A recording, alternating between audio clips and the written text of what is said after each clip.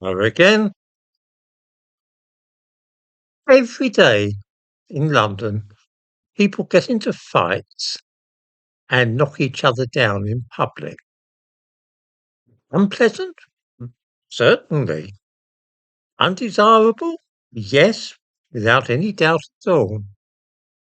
However, 99.9% of these scraps end with both parties back on their feet after a space, even if one of them has been knocked down and lies semi-conscious for a little. Unless it should happen right in front of a police officer's eyes, there is no further action. It's just what London is like these days. Let's face it, people punching each other is nothing at all compared with the stabbings and shootings which we see in the capital, which do tend to be the focus of police attention.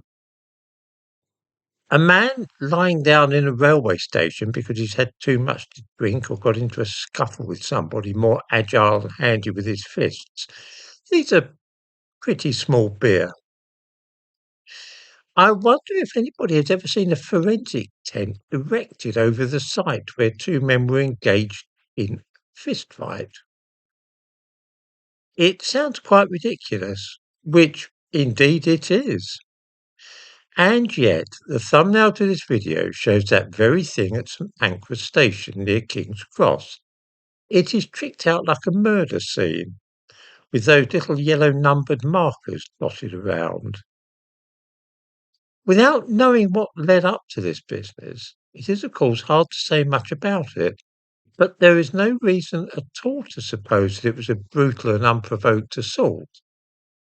More likely, it was six of one and half a dozen of the other, the kind of thing which is not at all uncommon these days.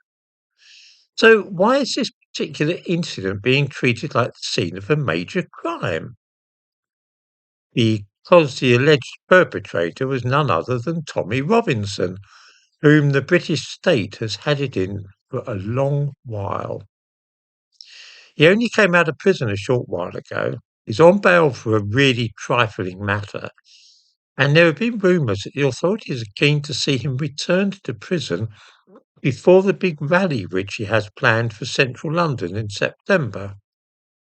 This then might be the excuse for throwing the book at him.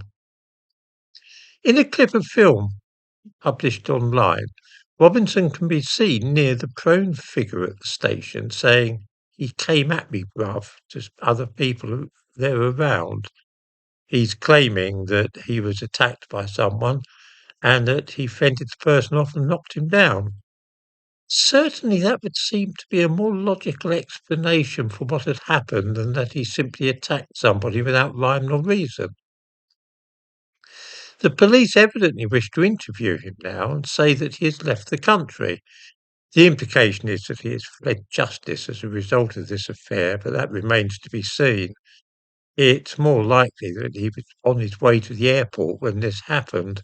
The fact is, he spends quite a lot of time abroad. I rather suspect that the British police will now be alerting Interpol and generally trying to turn this into a major crime rather than just a bit of a scrap between two men at a station. I have never in my life known the police to make such a business of a minor incident like this, and I can only assume that it's because Tommy Robinson is implicated in the affair.